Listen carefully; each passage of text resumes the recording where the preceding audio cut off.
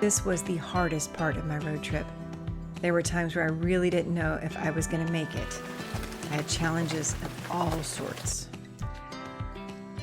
Okay, so I'm working on my back home. Yeah, definitely back home. We've been from it's for August. Like a year. No, not quite a year. I'm so slow. Yeah. All right, so remember I was at Caddo Lake State Park. Yes. And it was raining and I couldn't use the water there. Beautiful bayou. Yes, but I couldn't fill my tanks with water. Right. I'm working on my video from days 4 through 6 of that trip out west that I took in the winter. We took. I mean, I did meet you out there. But I wasn't on this part. You weren't in this part. And this was the part that I was most worried about before I left because I had to cross Texas. And it's January, so I don't want to go very far north at all. So I'm crossing Texas at the very wide part of Texas. So I was nervous about these days anyway, and then more things even than I was worried about happened. See, just goes to show you never worry about the right things. No, I was worried about the right things too, because the stuff I worried about also happened. You worry about some of the right things, but there are other things. Yeah. I mean, for all the challenges, there were good things too. I really did love staying at this alpaca farm. I was emotionally kind of a wreck that night, but it made me feel much better to be with the alpacas. And it was neat because, you know, this is the first wide open space of the West that I was seeing. When I got there, it was dusk. There was a great horned owl in the tree nearby. There was an alpaca talking to me.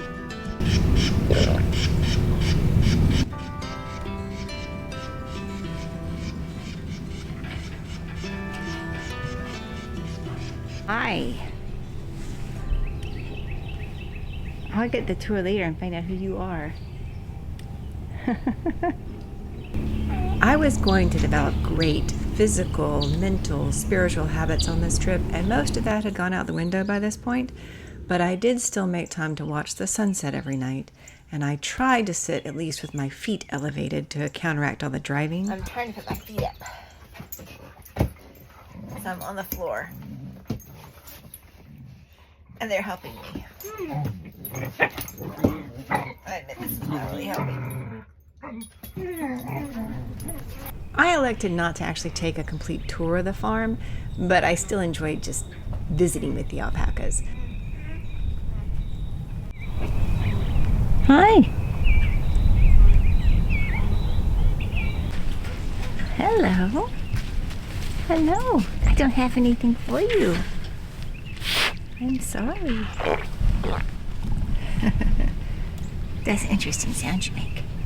It is. That's a very interesting sound you make. So, yesterday I kind of hit the wall last night, but had a nice relaxing morning at the alpaca farm. Bought some nice alpaca souvenirs, and I just stopped for lunch at a barbecue place attached to a Shell gas station, which was actually pretty good. I got to have some Texas barbecue brisket. So that was sort of fun. It was more fun than what I've been getting. Tasted a little bit better than Buc-ee's, I'd say. Maybe something like not that different than Buc-ee's, really. Anyway, I am on to Sweetwater.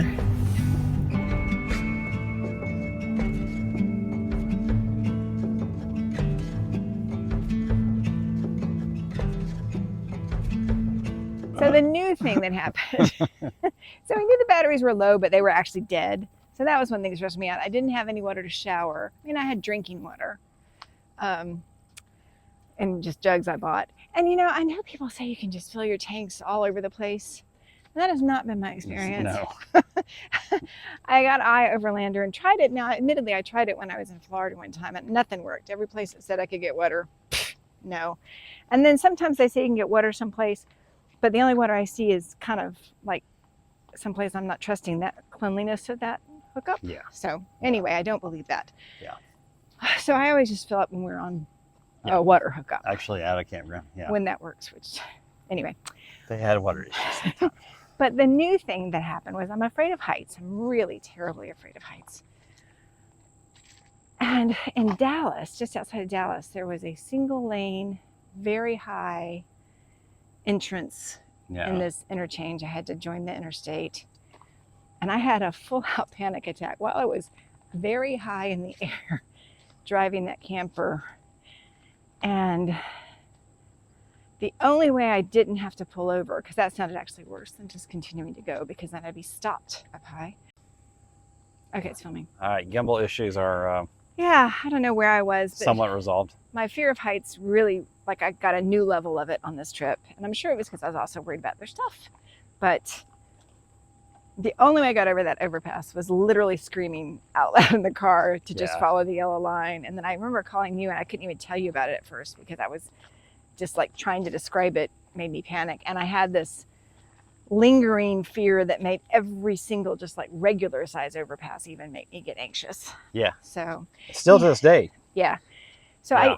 I don't want to let stuff like that limit my life, but I've tried different things and I'm working on it. That happened in Dallas, but I was spending that night at the Wasp Museum, and the Wasps were women pilots in World War II. And I actually picked that Harvest Host because I thought this will inspire me by their bravery, because they did something really dangerous and hard.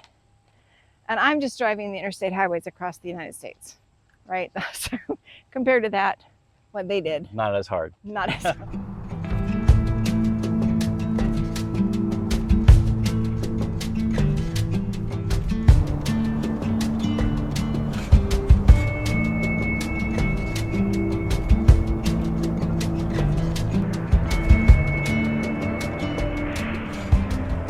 So I made it to the Wasp Museum just in time to walk around and see the planes that they have, the trainers. They have 4 planes and they all still fly. I didn't really get the time, didn't have time to see much of the exhibits. But I am out here in the wide open spaces of West Texas. There are sandhill cranes flying over. There. They were making so much noise a minute ago. I wouldn't describe West Texas as scenic in a classic way, but it's interesting. It's very different. It's very unique. So, I like being someplace that I can tell I'm not just in the pine woods of Georgia. That first part was rough. So the WASP program, it was during World War II, and they had women pilots who were trained to move planes around to the places they needed to be. They didn't fly in combat, but it was still a very dangerous job. I didn't get to learn that much about the program, unfortunately, but I did see that 38 were killed, I believe it said. So it was definitely a dangerous occupation, and they had some of the trainer planes there, and some of them looked quite scary, and it said that they did not get the best material in the WASP training program. They got what they could spare from the men's training program for the combat pilots. So last night I was just kind of at the end of my rope, and today unfortunately the battery backup did not charge on the truck, and I didn't double check that before I left that it was charging, so I drove all day thinking it was charging and it wasn't. But hopefully what's left of the batteries we have in the camper will keep the heat on tonight. It's not that cold. It's going to be cold, but it's not that cold. I don't think I really have to worry about the water freezing or anything like that. So, I don't have much water anyway. So, I feel better tonight, even though I've got less battery. Maybe it's because I know tomorrow night I'll be at a state park. I'm waking up really early to go to Caddo Lake State Park in New Mexico because there's a wind advisory tomorrow, and I'm hoping to beat the worst of the wind by starting really early in the morning. Now it's time for the dogs to eat dinner and me to look at the new books I bought about the WASP program and hopefully have a nice early night.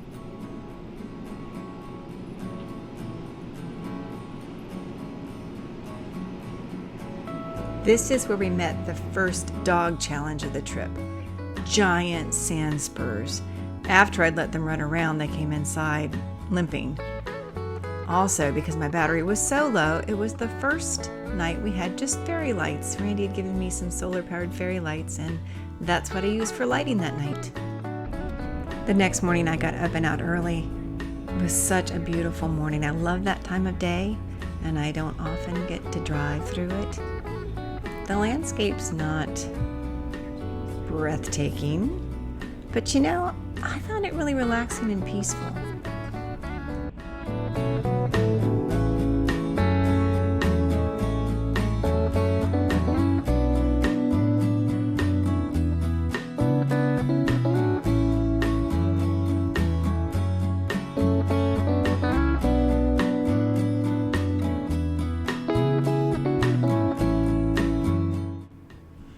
For the first time, I was really glad I wasn't on my own, because if I'd been with someone else, I would have worried that they were bored, that the landscape wasn't beautiful enough. But just for me, I was enjoying my drive.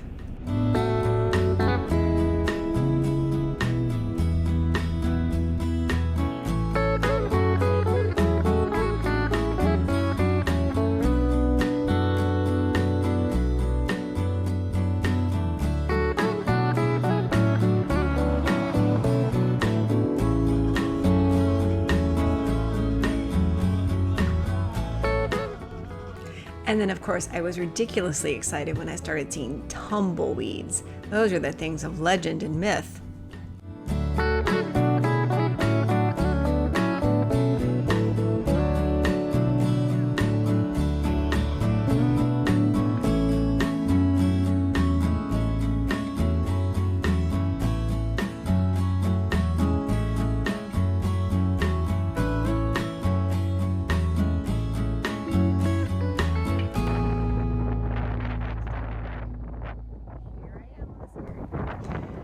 So I made it to Caddo Lake State Park, which I found kind of strangely beautiful. It's an odd area because there's a lot of petroleum extraction in the area, so it feels kind of industrial and natural at the same time.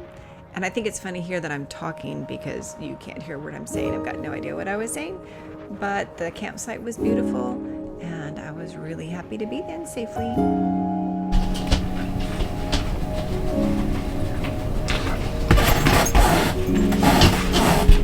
We're in the Carlsbad, New Mexico Dog Park.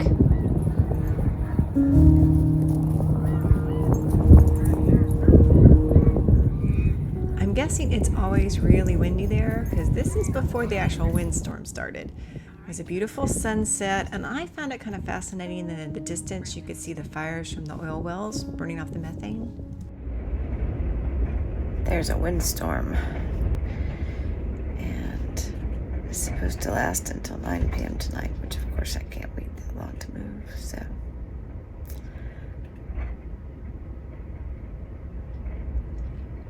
Hoping the video is catching all the noises of the rattling. Good morning, Pepper. Listen to that windstorm. Listen to that wind out there, Pepper.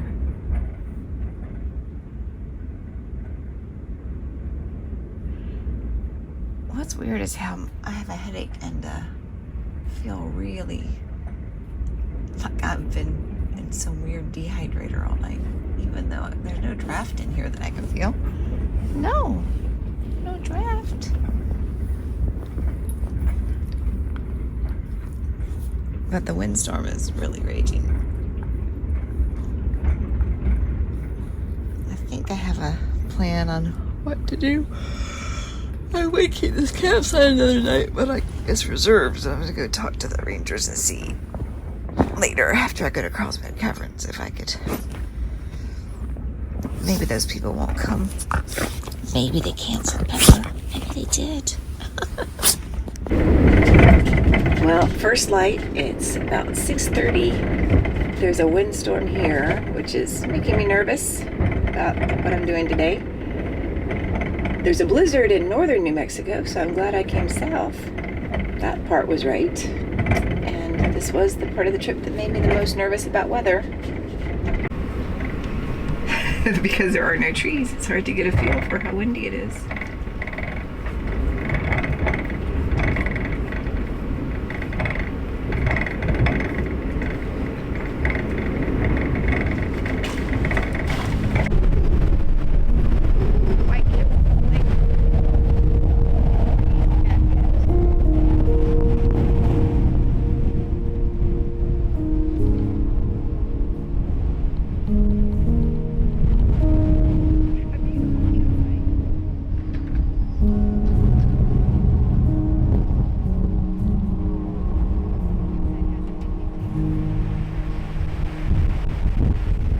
I looked back on the internet at some historical data, and the winds in El Paso that day did get the gusts got over 70 miles an hour, and up in Roswell they got up to 60.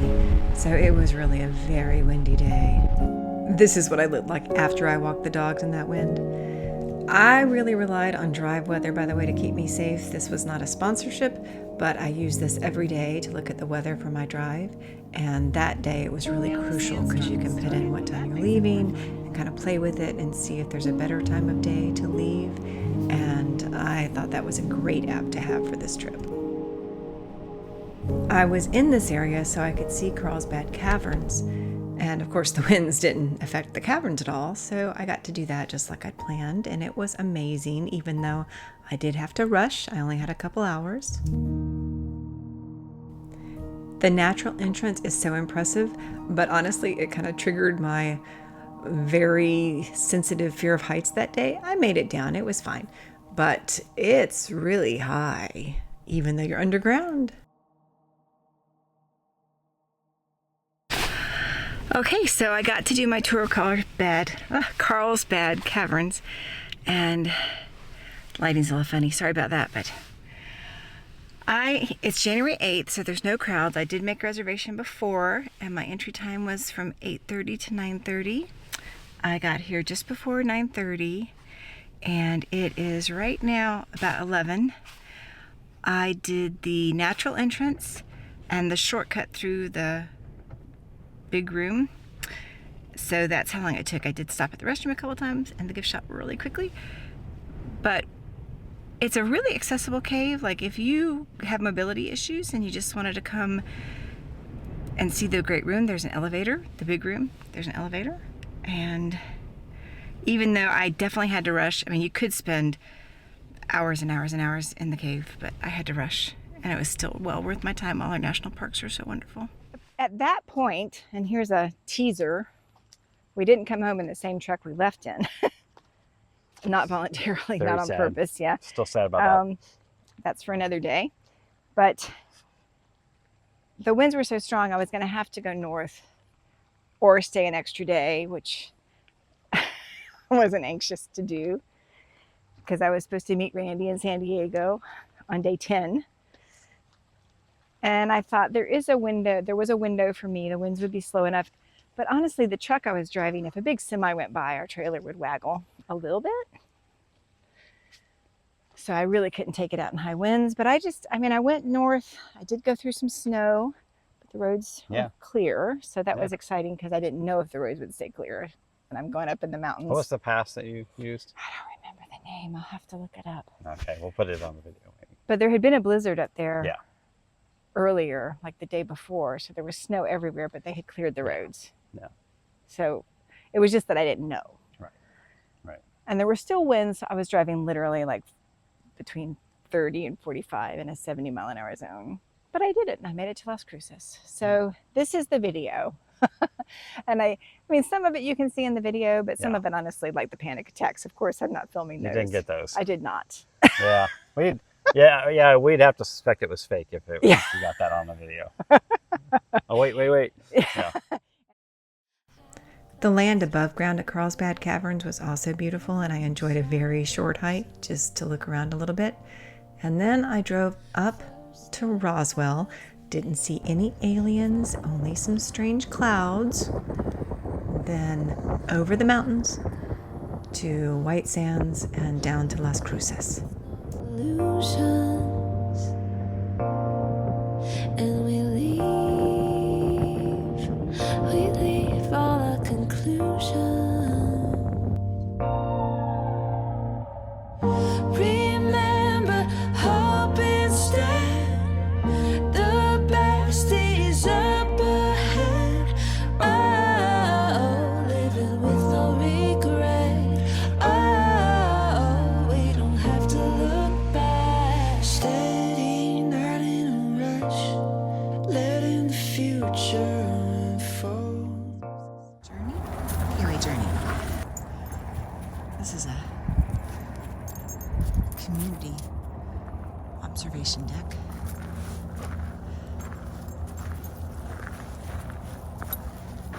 How pretty is that? It's too cold to enjoy this, but this site, the site itself, site number 4, is kind of a weird site. It's a pull-through, but it's right next to the dump station. I mean, like, right next to the dump station. But it's got this nice patio. Others do too. Have these nice patios with a pretty view. In warmer weather, it'd be really nice to sit out there this morning with my coffee. But it's 20 degrees, so I'm not.